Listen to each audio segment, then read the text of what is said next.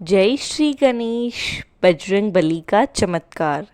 गंगापुर काफ़ी बड़ा गांव था। इस गांव में रोहन नाम का एक युवक अपने परिवार के साथ रहा करता था। रोहन के पिताजी का तो कई साल पहले देहांत हो चुका था। अब रोहन अपनी पत्नी सुगंधा और बहन ज्योति और विधवा माँ के साथ रहा करता था। रोहन एक अच्छा डॉक्टर था। उसने गांव के चौराहे पर अपना छोटा सा क्लिनिक खोल रखा था। रोहन के पिताजी जब जिंदा थे तब वह मेडिकल स्टोर चलाया करते थे, लेकिन अब उनकी मृत्यु के बाद उनका स्टोर भी रोहन ने अपने क्लिनिक के साथ ही मिला लिया। रोहन अकेला ही क्लिनिक पर मरीजों को भी देखता और स्टोर पर आने वाले ग्राहकों को दवाई भी बेचता। जब से रोहन ने के पिताजी की मृत्यु हुई तब से रोहन नास्तिक हो गया था। भगवान से रोहन का विश्वास ही हट गया था। नहीं तो उससे पहले रोहन और उसके पिताजी हनुमान जी की आराधना किया करते थे। रोहन के पिताजी ने तो एक छोटी सी सुंदर सी हनुमान जी की प्रतिमा अपने मेडिकल स्टोर में भी स्थापित की हुई थी, जो भी अभी तक स्टोर में ही स्थापित है। लेकिन अब रोहन ने उस प्रतिमा पर एक पर्दा डाल दिया है। एक दिन की बात है, रोहन की क्लिनिक में एक गरीब आदमी इलाज कराने आया और इलाज कराने के बाद कहने लगा, डॉक्टर साहब, मेरा पास आपकी फीस देने के लिए पैसे नहीं है, क्या आप अपनी फीस उधार कर लेंगे? मैं कल दे जाऊंगा। रोहन बोला, कोई बात नहीं भाई, जब तुम्हारे पास पैसे हों तब दे जाना। भगवान आपको खूब तरक्की दे, आप खूब पैसे कमाएं। मरीज की यह बात सुनकर रोहन का मूड खराब हो गया। उसने कहा, यह क्या बात बोल दी तुमने? पत्थर के बेजान भगवान भला मुझे कैसे तरक्की दे सकते हैं? अपने ऊपर बैठी हुई मक्खी तक तो तुम्हारे कथित भगवान उड़ा नहीं सकते। देखो भाई, मैं भगवान में नहीं, कर्म में विश्वास करता हूँ, कर्म में। रोहन न भगवान का नाम सुनकर ही चिढ़ गया। ऐसे ही एक दिन की बात है, रोहन क्लिनिक जाने के लिए तैयार हो रहा था और उसकी बीवी सुगंधा कृष्ण जी की पूजा कर रही थी। तभी रोहन सुगंधा को आवाज़ देता है, सुगंधा, मेरा नाश्ता तैयार है क्या? मुझे जल्दी से नाश्ता दो, मैं क्लिनिक के लिए लेट हो रहा हूँ। तभी रोहन की बहन ज्योति नाश्ता लेकर टेबल पर रख देती है और कहती है, भैया भाभी अभी पूजा कर रही है, आपको कुछ और चाहिए तो मुझे बता दो, मैं ला दूंगी। तभी वहाँ पर सुगंधा भी आ गई। रोहन करने लगा, क्या सुगंधा, तुम्हारे पास अपने पति के लिए नाश्ता बनाने का भी समय नहीं है, लेकिन पूजा पाठ करने का खूब समय है। अरे आखिर क्या मिलता है तुम्हें भगवानों की पूजा करके? सुगंधा बोली, अरे यह कैसी बातें कर रहे हो आप? ठीक है, आपकी आस्था नहीं है तो, लेकिन क्या हुआ? इसका यह मतलब तो नहीं कि आप भगवान के बारे में कुछ भी बोलेंगे। ज्योति भी कहने लगती है, भैया भाभी सही बोल रही है, आपको ऐसे नहीं बोलना चाहिए। अगर भगवान आपसे नाराज हो गए हैं तो फिर क्या होगा?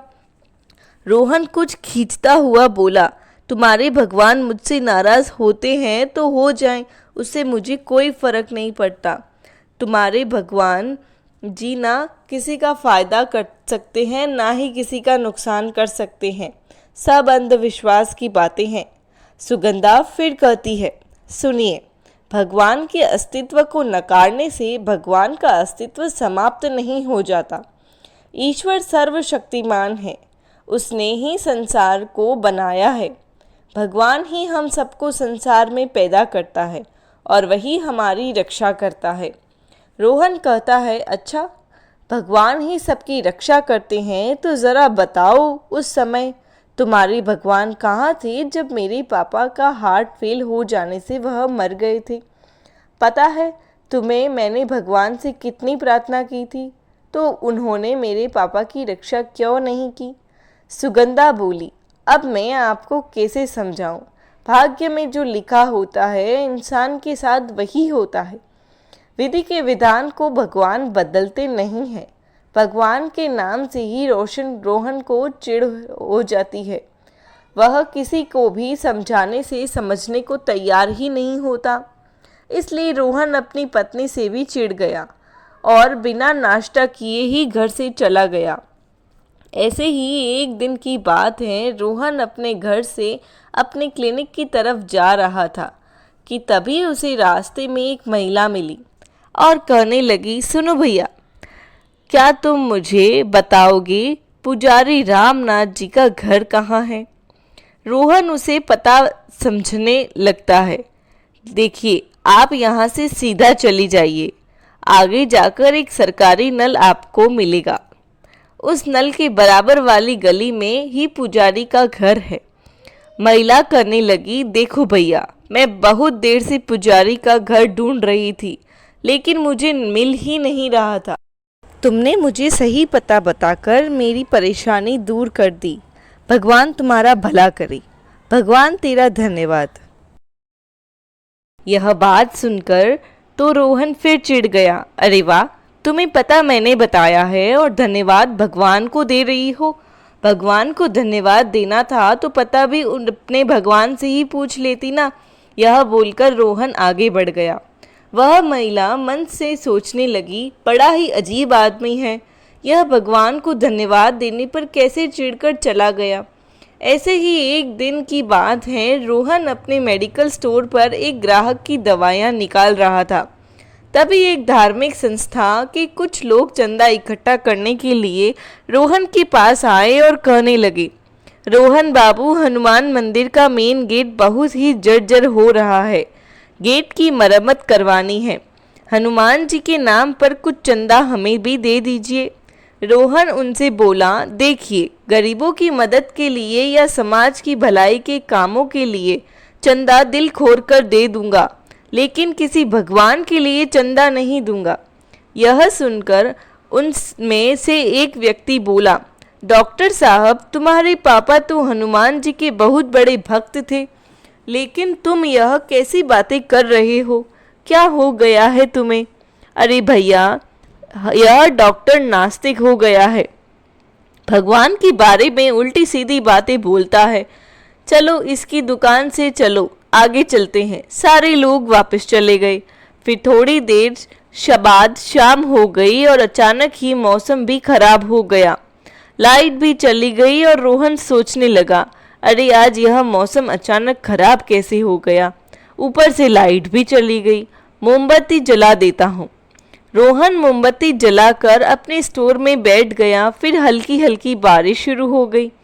तभी एक 11-12 साल की गरीब सी लड़की रोहन की स्टोर में आकर कहने लगी, अंकल, मेरी माँ को अस्थमा है, उनकी सांस आज बहुत फूल रही है, आप कोई अच्छी सी दवाई दे दो।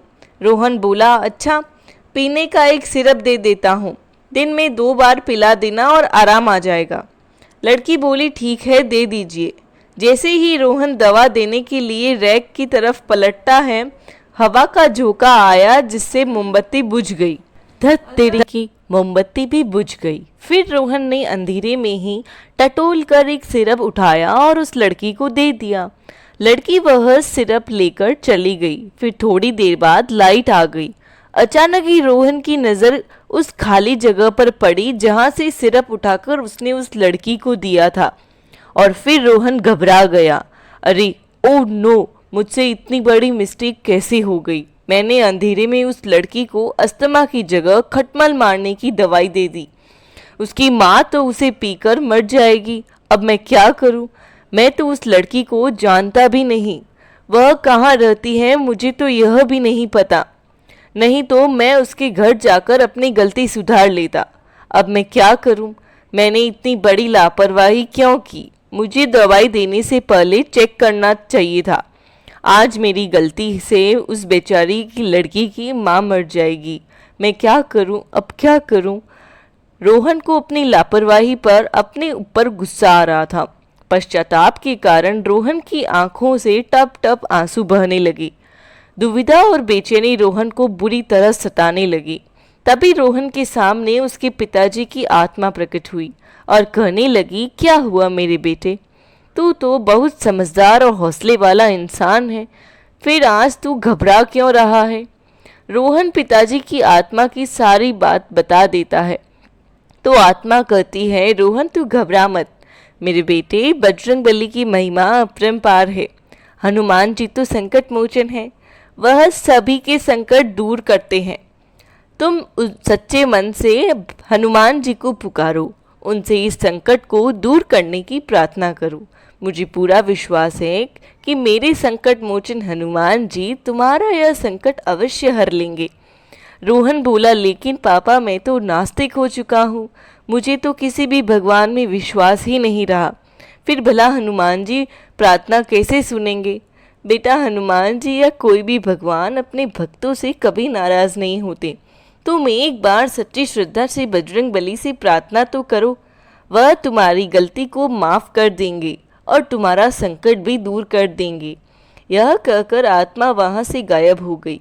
रोहन दुकान में रखी हुई हनुमान जी की मूर्ति के ऊपर पड़ा हुआ पर्दा हटा देता है और हाथ जोड़कर हनुमान जी से प्रार्थना करता है, हे संकट मोचन, हे बजरंगबली, आप मुझ पापी को क्षमा करें।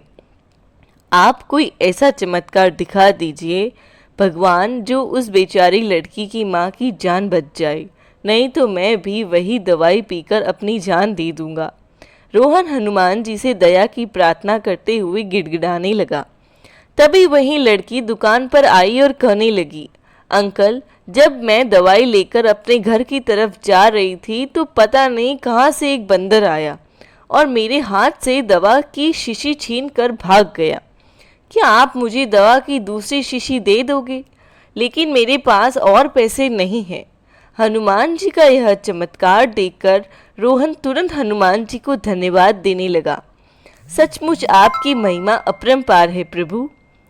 प्रभु, आपने मुझ बहुत बड़े संकट से बचा लिया। आपकी जय जयकार हो बजरंगबली, जय जयकार हो। और फिर रोहन दवाई की सही वाली शीशी लड़की को दे देता है। यह लो बेटी अपनी दवाई, मैं तुमसे इसके पैसे भी नहीं लूँगा, तुम इससे ले जाकर अपनी माँ को पिला दो, वो जल्दी ही ठीक हो जाएगी। हनुमान जी की इस चमत्कार ने रोहन की मनोदशा ही बदल दी और अब रोहन नास्तिक नहीं रहा, वह हनुमान जी का परम भक्त बन चुका था और हनुमान जी के प्रति रोहन के मन में गहरी आस्था पैदा हो गई थी। जय बजरंगबली की।